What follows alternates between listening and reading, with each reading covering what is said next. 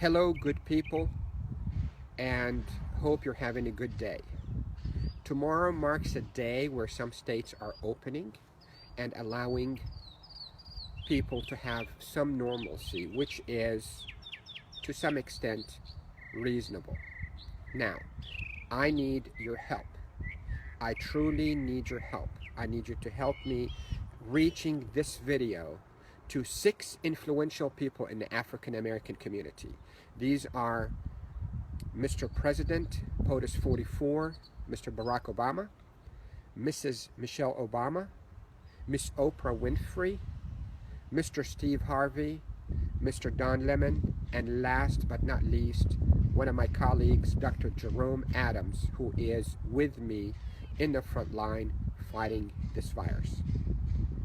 And the message is dependent on what we know and what we have learned over the past 2 months, and the need for them to utilize all their authority, their outreach, their resources, their viewership, their respect in the community to reach this message to the African American community.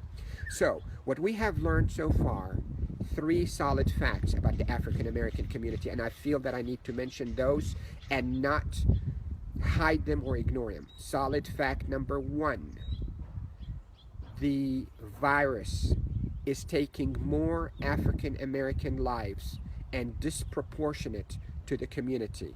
There was a metropolis here in the United States that had a 13% African American population, but the number of people who died were 30% or so.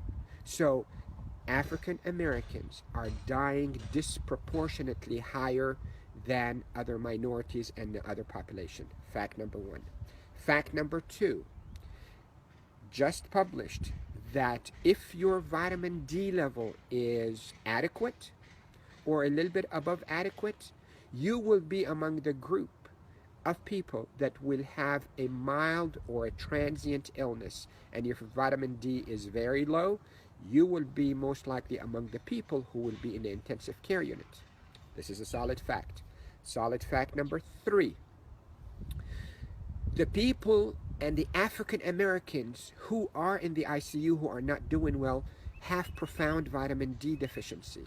So now, with all these knowledge, these 3 facts that are verifiable facts, we need to act. And if we don't act, we will be letting down our brethren, the African American community.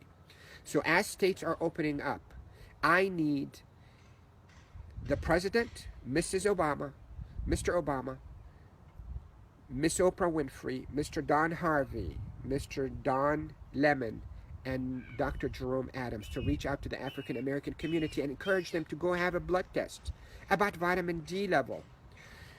And if their vitamin D is low, encourage them to take the pill and replace that and be out in the sun.